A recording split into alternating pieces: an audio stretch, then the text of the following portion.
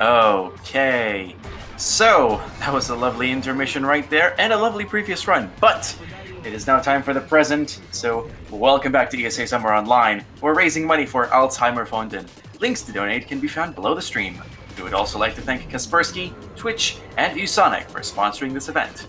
Now, it's time for Daggy to run SSX 3. But before you do that, I have a few donations I need to read. First, it's at $20 from Alpine Board Shadow Legend, saying, "Incredible hype seeing SSX at a marathon again. Good luck on this run, Daggy, and don't crash the game." We also have $20 from Queen Youngie, saying, "Queenie and Wifey here. Good luck on the run, Daggy. Show the world how them pros play SSX." And finally, this deja vu keeps hitting. It's $20 from Rayless8 with no comment. Thank you all for your donations. I still have a few more, but I don't want to drag out this intermission any longer. So, Daggy and Rithik, take it away. Nice, awesome. Okay, so restart the run then? Yeah, Or- I would. Yeah, okay. The timer hasn't started, so. Okay, cool. Alright, so hello everyone, my name is Daggy, and this is SSX3, a very high-octane, over-the-top snowboarding game. And I am Rithik. I will be co-commentating with Daggy. Without further ado, I would say let's jump into the run. We have a lot to cover today. That we do. Alright, so do we just go countdown from 5 to start the timer? I would say so. Hopefully. Alright, alright.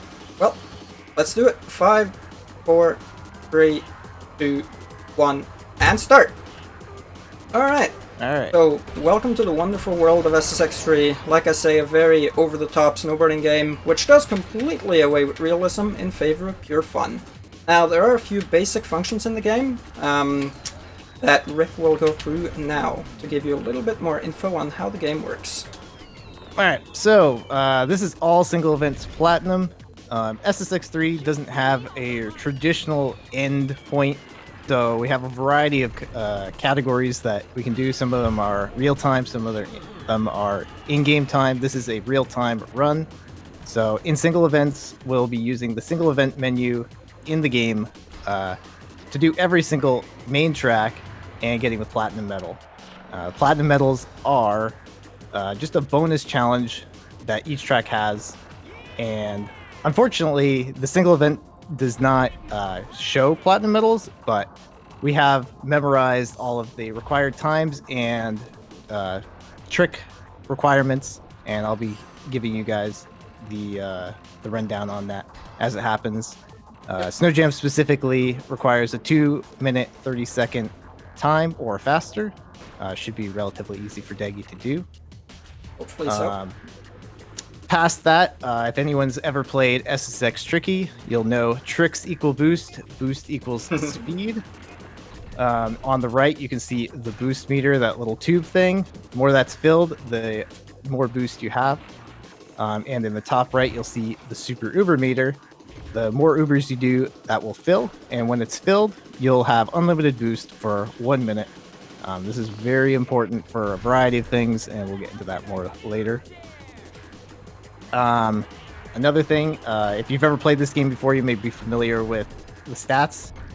This is a pre-built character, so Daggy already has all of the stats on the character, so there'll be no stat farming or anything like that. This is already a maxed out character. Yep. Past that, like I said, the tricks are important. You'll be seeing a lot of Morgan grinders, Madonnas, and Mahoganies. These are the fastest tricks for completing in a row. That'll maximize being able to get Super Uber as fast as possible.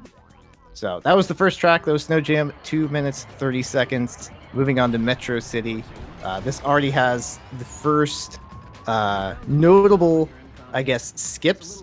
They're part of the game. They're called phone booths. Many casual players that I've spoken to don't even know these exist, and they're worth noting. Like I said, there are three. Two of them are technically phone booths. One of them is not actually really a phone booth. Yeah, it's more of a water tower. But basically, yeah, these are in-game warps that were placed there by the developers to serve as kind of Easter eggs. And basically how they work is you go into one of them, and then there are 3 phone booths in total, and for the first 2, there are two potential spawns, one good and one bad spawn. And on the first phone booth, you have relatively high odds of getting the good spawn. It's an 80 to 20 chance. Of course, that didn't come through. I got bad spawn, so that's wonderful. And for the second phone booth is, this game doesn't have a lot of RNG, but that's one of the things in this game where RNG is can make or break a run, because the odds of getting the good second spawn is like 10%, whereas getting the bad second spawn is like 90%. This one's all skill, so see if we can hit this. No pressure. Yeah, don't miss it. Yeah, no pressure. See if we can hit it. We got it. It was a little shaky, but we made it. So all's good. All's good. Very good. Ain't no thing. All right, so again, I'm on delay, so I'm assuming you're going to be on Happiness coming up. That's the next track. Requirement for this one is a 2-minute 45-second run or faster. Yep. This will be the first backcountry. Backcountries are notable. There are 3 of them, 1 for each peak. There are 3 peaks, of course. We're on peak 1.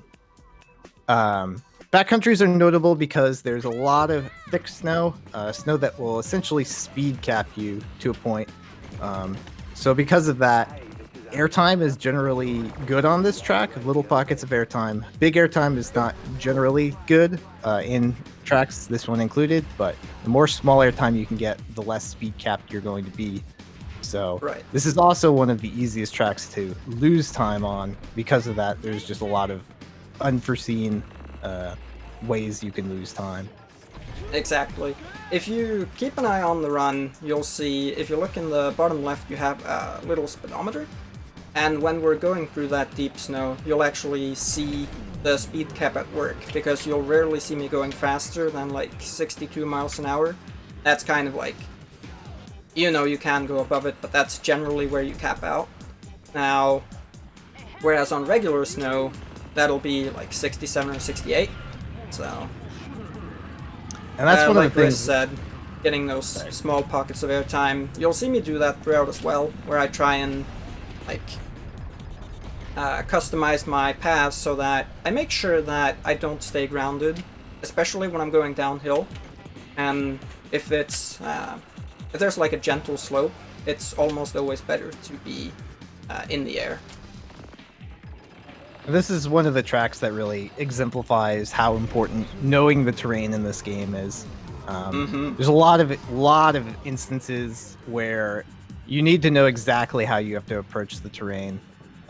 There's not a one-size-fits-all strat for anything in this game. You need to be going at a specific speed for a lot of different spots, and if you're doing it, you know, just slightly wrong, you might end up being sent straight down. You may see that later, hopefully not, but that can happen.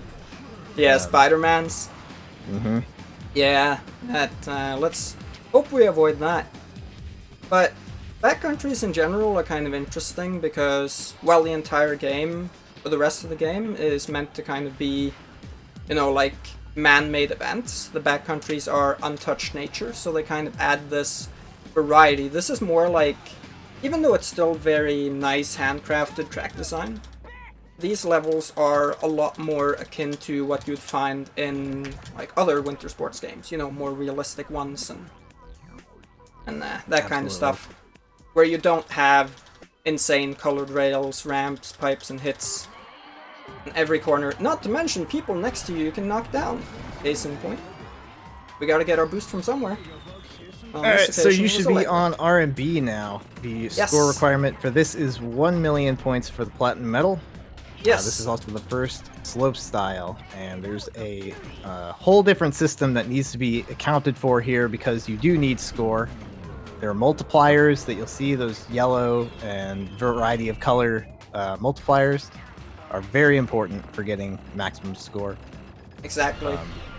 There's also a combo system that helps multiply as well, so you need to maximize both of those. Exactly. So what you'll see throughout the, all of the trick challenges is that because there's a score requirement, but obviously speedrun, we're trying to go as fast as possible. What I'll be trying to do is I'll be taking a route that allows me to get just the right multipliers and just the right jumps but still go as fast as possible. And, you know, to do that, I have to be helped by the combo system. So if you look over the character, you'll see it says like 27x combo. It's basically a combo bank. You know, if you're familiar with other extreme sports games like Tony Hawk and such, you'll know about this kind of stuff. But basically, it takes all of the trick points that you earned and adds it to a combo bank. And how the combo bank works is that just because it says 28x doesn't actually mean I get 28 times the score that's banked. That would be kind of insane and very overpowered. Now, instead how it works is that there's actually a little bit of randomness to it, because it takes how many tricks you have chained in the combo, and then depending on how many tricks you have chained, it will give you a different yield. So, for instance, as a general rule, like if you've got between 0 and 10 tricks chained, it adds half of the trick point value combo bank.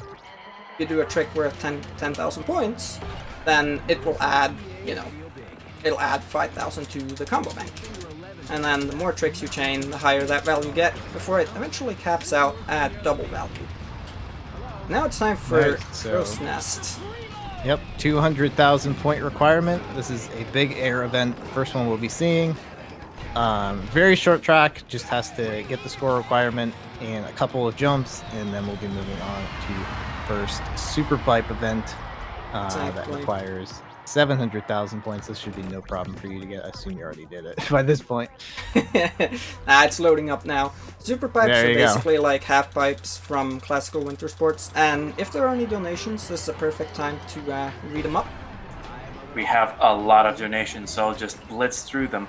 We have $15 from Ha Older saying, hyped for Trackmania. We all are. $8.98 from Timby saying, hey Daggy, Timby here. Good luck on the run on behalf of the entire SSX community. Hopefully the booth RNG gods are in your favor today. I assume they've been half alright. We have $30 from Fashodo saying, well, after watching that Break the Targets run, I feel like I had to donate in support. You guys keep pumping out amazing runs, and let's get those numbers up. Yes, let's. So keep those donations coming. $40 from Anonymous with no comment. Thank you very much. And $20 from Altaria Trainer saying, good luck, Daggy. A lot of donations have come in, and thank you all very much for them. Keep those coming. Keep those coming so we can get to 27K quickly. Anyway, back to you guys. Yeah, that is incredible. Absolutely kudos to everyone who has donated so far. And thanks a lot for all the good luck and well wishes from the SSX community as well. I'll be sure to do my best to do you proud with this run. So far it's going quite well. I'm happy with how it's gone so far. We're on Happiness Jam now, so it's basically going to be 400,000 points for this one? Yep, go ahead. Exactly. And it's basically going to be very similar to the race event, because these backcountry events, you do them twice. Because you have a rival, and the rival challenges you to a run on the backcountry events. So he does once for race and once for freestyle. Now that we're doing the freestyle one, the score requirement's 400,000, which normally is quite tough. But because we spend our entire lives trying to get better at this game, we're at the level where we can basically take the exact same path that we did through the race, except this time there will be a few nice little tricks sprinkled about. And speaking of tricks, if you want to explain what monster tricks are and why they're so crucial. Sure. So monster tricks are a set or a specific combination of doing a very specific trick. So you'll see a lot of Stone Ages, some Executioners, maybe an Alpine Star or two in this run. They are the fastest tricks for getting the most points, and they give you significantly more points than just spinning aimlessly, to a point where I think that the platinum medals are designed to not have used them. I think that's very clear, given that some of the scores that you can get if you just use monster tricks in those events are like up to 10 times higher than the platinum medal. They're very crucial for going fast in this run. Less crucial for race, but they do give you so many points, and getting points gives you more boost. It can be important for specific sections. Yep. And as you can see, one of the monster tricks I just did, called the Basement Jacks, The monster tricks are actually named after the bands and artists featured in the game's soundtrack. Now, if you played this game as a kid, most people agree this game had what we could very much call a banger soundtrack. I definitely agree, so it's kind of cool, in my opinion, that they decided to feature their artists kind of as a bit of a nod to them, a bit of a thank you for helping take part in the game. And now we finished everything on Peak 2, so it's time to move, on Peak 1, so it's time to move on to Peak 2, where, you know, the difficulty Ruthless Ridge goes up being a the little first bit. one. Yep. 2 minutes 40 seconds for this one, and I'm just gonna talk a little bit about select warps, since you should be seeing one, maybe two on this one, maybe three. Quite a few of those, yeah. Yeah. So select warps, you've Handful. probably already seen them a decent bit, but maybe you didn't know what they were. Essentially, it's named after pressing the select button on the PS2, even though Daggy's playing on GameCube. It's effectively the same. So he'll be purposefully warping, resetting his character back on the track in a way that gains him time.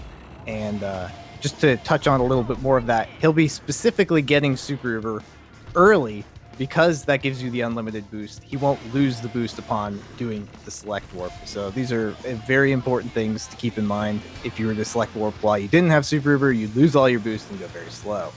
Yeah, So. exactly. You just saw a perfect example of that right there.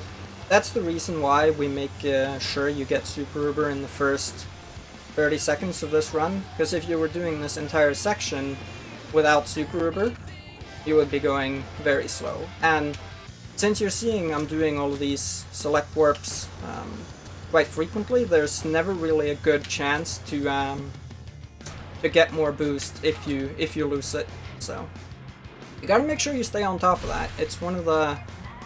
It seems like it might be kind of easy, but considering how fast-paced of a game this is, it's actually quite difficult to stay on top of your Ubers at times. I'm sure... One mistake and you have to make a backup strat on the fly. Yeah, exactly.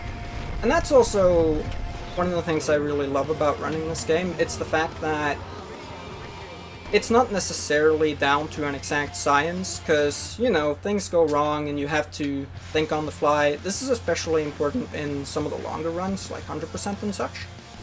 But even You for a don't run really like get this, another chance at very anything important. either. Because Yeah, you're going that's down true. a mountain.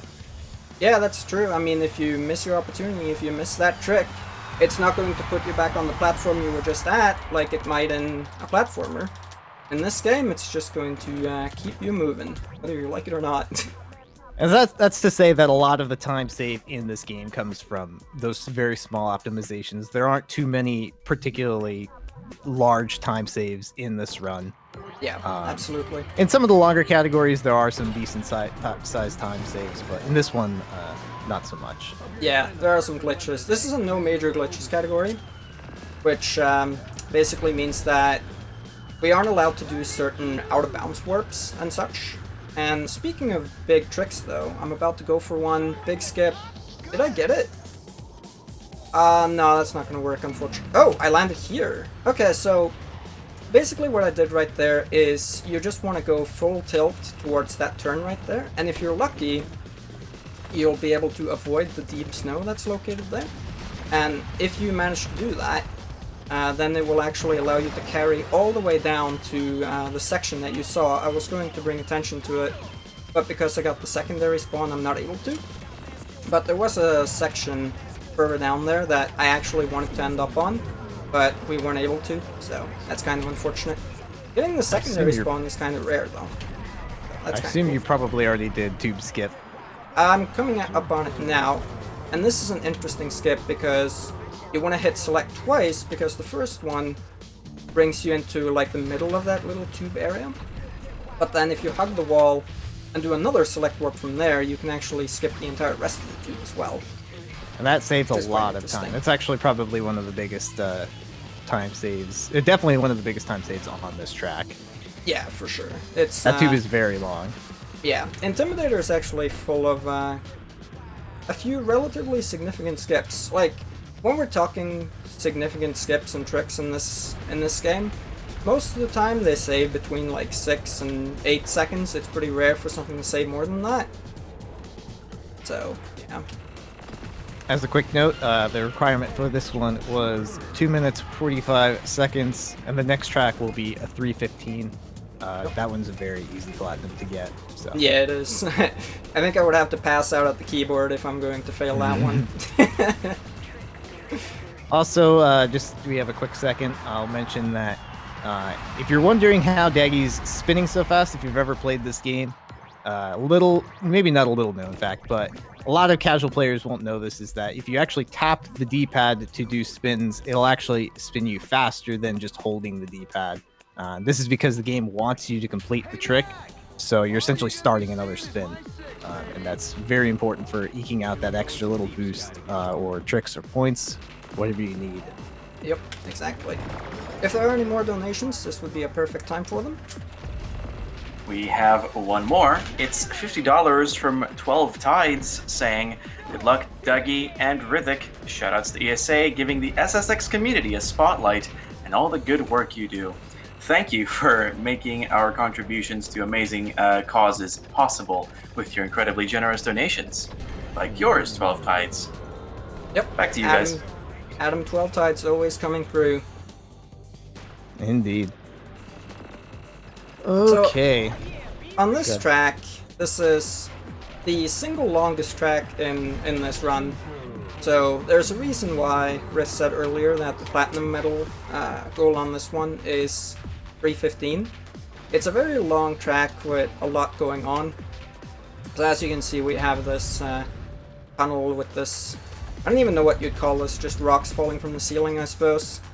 But there's a lot of interesting natural hazards in this game, and if you keep an eye out, you'll see everything from like rock slides to avalanches to falling billboards. Wind in this level too. I think this is the first Yeah. instance of that at the beginning of the track. Not It is, super yeah. impactful, but you know, worth noting. Yeah. This is my least favorite track, only partially due to the fact that I'm bad at it, but you know. We'll be visiting here again for points, of course. That's a nice little skip that was discovered kind of semi-recently. That's one of my favorites, because it's so cool to just kind of jump off the side there and skip that entire waterfall section. It's one of my favorite things to do. There's also some very heavy reset barriers there that you have to avoid, just worth noting. Yeah, that's true too. You have to go fast enough and hit just the right angle to be able to dodge those pesky reset barriers. Anyway, so that's the end of Ruthless, and when you see me moving through the menus, like when we're switching between levels, I have to make sure I take my time just a little bit, because if you go too fast, you can actually crash the game. If you own this game on a console yourself, you can go check this. It's going to do that on every system you can conceivably play it on, aside from an Xbox One.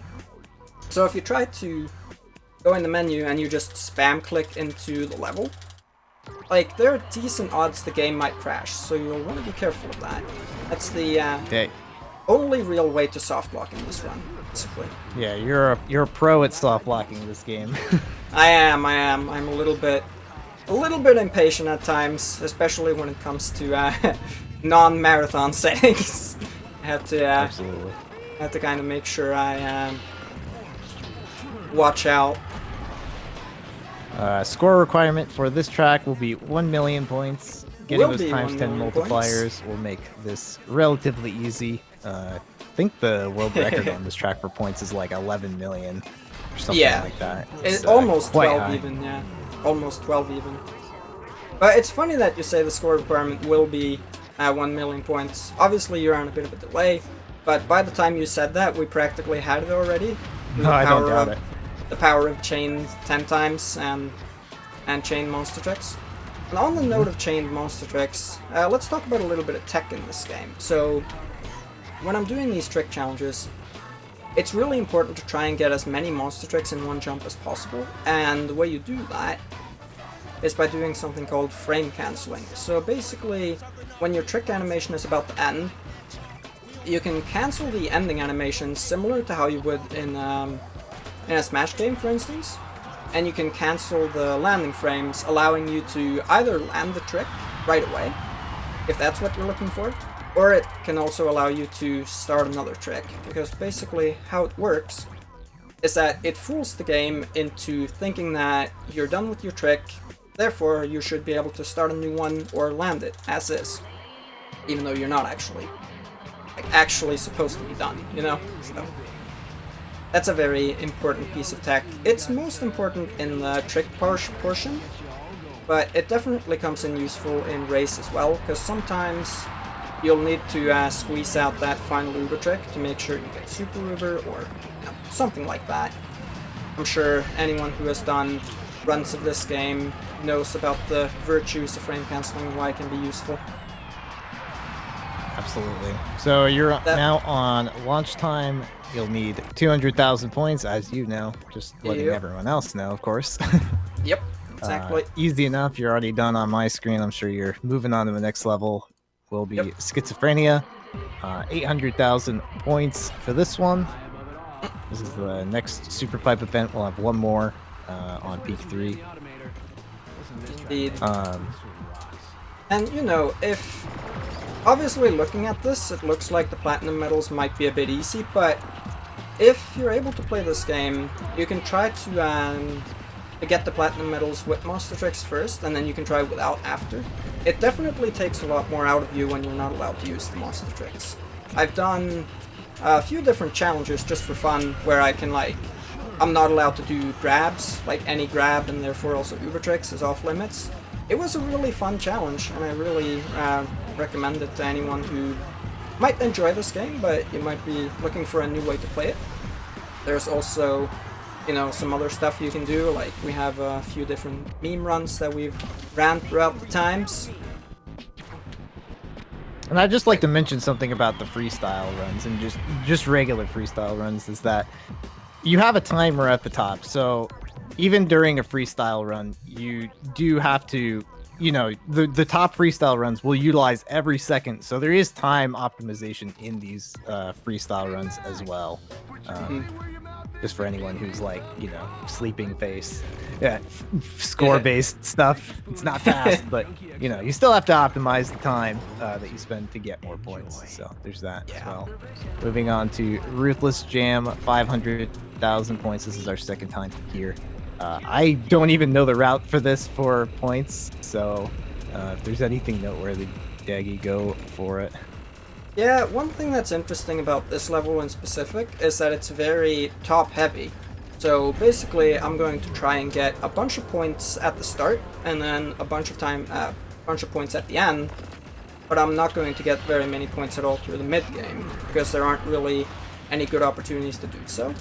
So my goal will be to have 150k after this jump right here, and then I'll probably have like 200 near the end. But then we'll get the last 300 remaining near the end, so you'll see how that ends up going in the end. Alright, I'm just gonna mention that you may have noticed Daggy doing spins as he lands. This is actually intentional. He's not just, you know, looking cool. It actually, you're able to, it's called a spin boost, and essentially he's flinging his momentum around as he lands and gaining additional acceleration when he does it.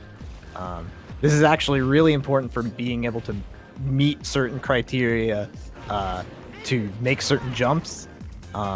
It is very impactful, probably the most impactful tech that we have for just generally going faster. That's not a specific track specific strategy. Yeah, it certainly is. Like, each spin boost can definitely, if it's in a crucial spot, can definitely save you around 1 second each. So if you're doing, you know, like 5 spin boosts per track, that definitely adds up fast. So here you'll see at the end there are a lot of big jumps, so that's where we're going to get the rest of our points. Another piece of tech that I'm going to be trying to show off on this upcoming track, it's quite inconsistent, and for a long time it was believed to be TAS only, but we've kind of started making it like real-time viable a little bit recently. They're called free-fall slides. So basically in this game, the back of the board, like the tail end of it, has some very weird properties, which allows you to phase through terrain And by using that ability, it basically makes it so that if the back of the board intersects with some terrain and then you land on a slope that's just the right angle, it actually allows you to basically lie down in the snow and continue. Yeah, see? There you go. So you saw it there for just a little bit. That's called a freefall slide. I really shouldn't have done that because I don't have Boost now, but hey, whatever. That's fair. At least you got to see the freefall slide. What's worth noting about this is that when you're falling in this game, you go maximum speed. So you're essentially just falling along the track at maximum speed. There's no friction that's slowing you down by the snow speed cap. Pretty much. The tool assist runs utilize that strat very heavily, and it's probably the next step in, our runs to come in as far as improvement. It's very difficult to get the right angle, though. It's very easy to mess up. In human improvements, it's definitely next up. Also worth noting, this is a 240 time requirement for this track, and this is actually one of the hardest platinums to get for a lot of people. Daggy should have no trouble, but the computer player that you often run against will actually regularly beat the platinum time. So not only do casual players have to beat the platinum time, but a lot of times they'll have to beat the computer racer as well, who has a better time than the platinum time. So I'm sure anyone who's played this may have experienced that before. Yeah, because if the AI goes and gets a 238, then if you get a 239, then tough luck, you get silver, not platinum. So yeah, that's how it works. Time for a quick donation? Sure. Yep, sure. Go for it. Okay. We have $25 from Hooray Yogurt saying, yo, shoutouts to the Australian 7-Up ads in the game. Oh yeah, those. So fun fact, this is actually a little known fact, is that the DNL signs in the game was actually very briefly an actual 7-Up soda. It was like manufactured by 7-Up and all, but it was the inverse of regular 7-Up. So I'm not a 7-Up connoisseur, so I don't know exactly how it is, but like whichever one of the two is caffeinated, for instance, the other one isn't, and the other one had like the opposite color on the bottle and stuff like that. So one of the bottles was translucent, the other wasn't. It's quite interesting. That advertisement didn't really age well, huh? Yeah, I don't think so. They went defunct in 2005, I believe it was, so probably. Well, I mean, I'm not a businessman, so I can't say for sure, but I would imagine that there were probably better places to spend that money than advertising in an extreme sports game. Maybe they were going for the Mountain Dew appeal before Mountain Dew appeal was a thing, you know, with gamers and all. Maybe. Anyways, Throne, 2 minutes 35 seconds. This is a love it or hate it track for sure. I like this track, but it's definitely very easy to make mistakes on this track for sure, just by nature of being a backcountry, and it's also peak 3. It's got to be one of the hardest ones. Some pretty cool strats in this track though, for sure. We'll be trying to show off a few different skips, including one that's actually named after a community member, and it's called Timby Skip. Be sure to try my best to get that. You also probably already passed, but you would have seen Daggy use the back of the board physics to avoid getting wiped out on a previous rail. That is the same kind of property that makes slides work.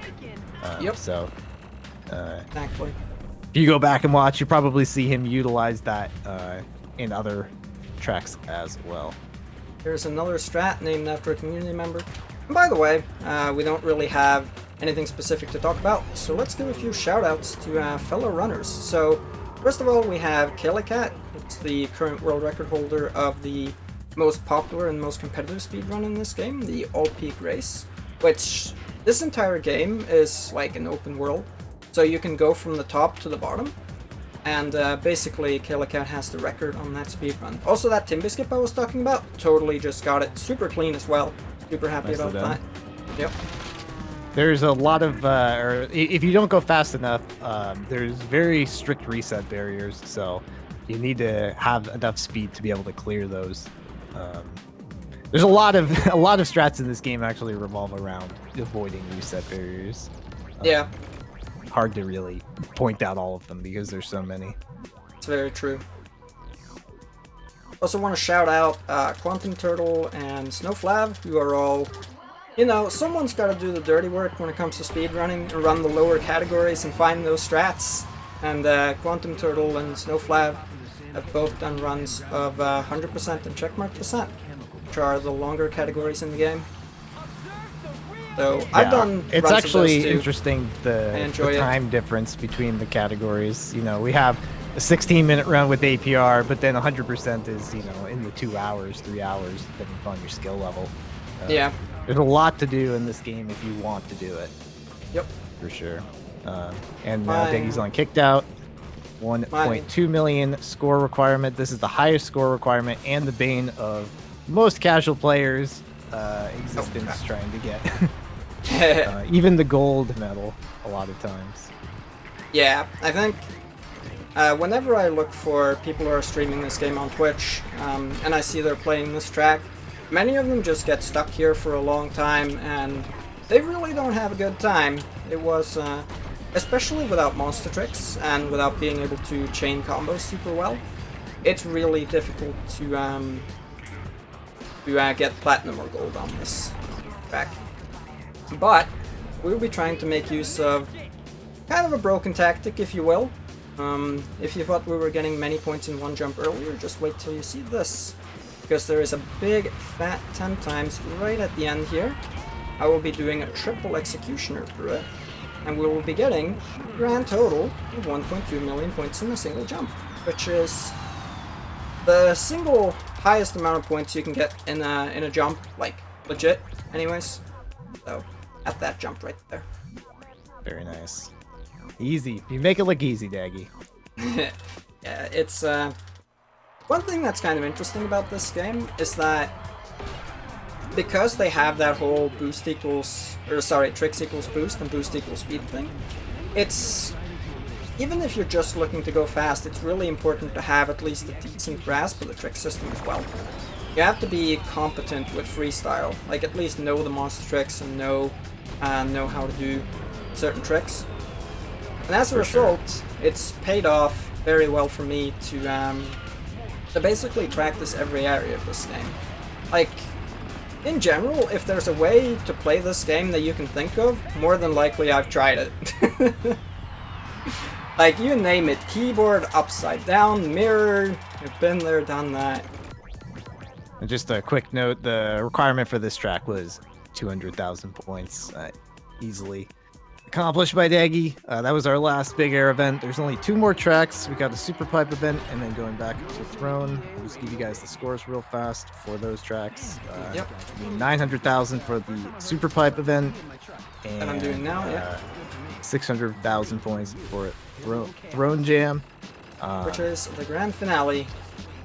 And I will note that just real quick for score for these pipe events, you might think, well, you're just jumping and, you know, you're just doing as many tricks as you can. But there's a lot more nuance to it because you can actually jump lower and do, you know, 2 tricks. And by doing that, you're able to save time in the air to then do more tricks on the other side. And you actually end up gaining more tricks. So there is some nuance to saving time, even in these super pipe event tracks.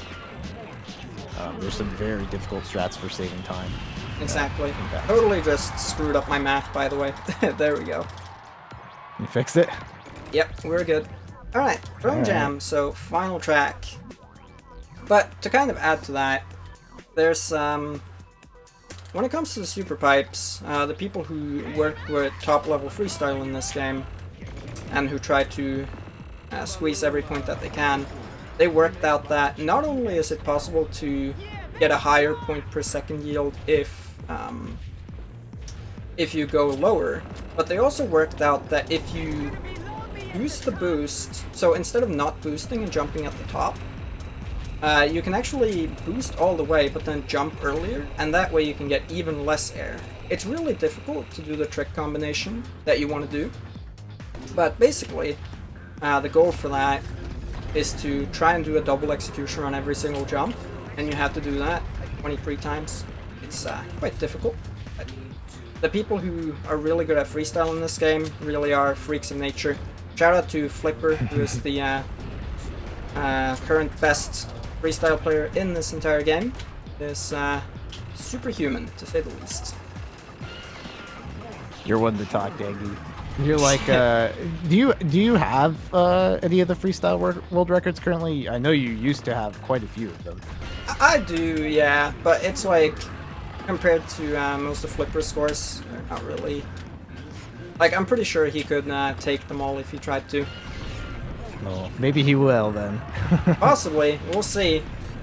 Maybe that'll give me motivation to get back to it. See if I can improve them a little bit. We have a big donation that just came in. Do I have a minute? Absolutely. Yeah, absolutely. Go for it. Right, so you know Kaspersky, right? Yeah, well, they said ever since Bowie's run, the most recent one, for every $1,000 you would raise, they would match in blocks of 1,000. So this is no different. This is a $1,000 donation from Kaspersky saying, oh boy, it's time again. Took less than 5 hours to raise another $1,000. So as promised, here's the matching. Can you make the next level in under 4 hours?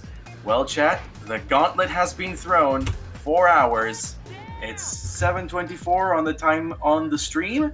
Give it 4 more hours. I want to see 28,444 on the donation total. Let's make it happen. And thank you, Kaspersky, for that incredible donation. Absolutely. Let's do it. Get to it. Yep. And I believe up that's to. the run. Yeah, that's it. So 39:30 final time, at least on my end. Not sure what it is on the ESA timer, but that's actually a very solid time. That's basically around what I consider to be like among best case scenarios for today, so I'm very happy with that. I hope you enjoyed the run, and hope you enjoyed our commentary as well. You know, sometimes on topic, sometimes not so much, but hopefully you enjoyed the digressions as well. And it was lovely. Yeah, well, Thank you for having us. Yeah, thank that you. was a really nice run. Thanks everyone for the also- opportunity. Hope you. Yeah. I did cut you off at the end there when you were supposed to say time. But yeah, on the stream it says 39:50, but it is quite a bit off, so don't worry about that. But it was a lovely SSX 3 run. So, coming up next, we have the Trackmania block. Trackmania Squared Canyon by Rasta, Trackmania Nations Forever by Virtual, and Trackmania 2020 by Riolu. So, amazing runs coming up, so stay tuned. Unfortunately, I'll have to do that from the comfort of my own home because that's the end of my donation reading shift. So coming up next, Bowie will have to take over the Trackmania block. Give him hell, people, with all of your amazing donations. So, Moving from one high-octane game to another. Have fun with the Trackmania Indeed. block, everyone. Indeed, yeah. Quick intermission, and Bowie will be your donation reader after that. Bye-bye! Hey, goodbye, everyone. Alright.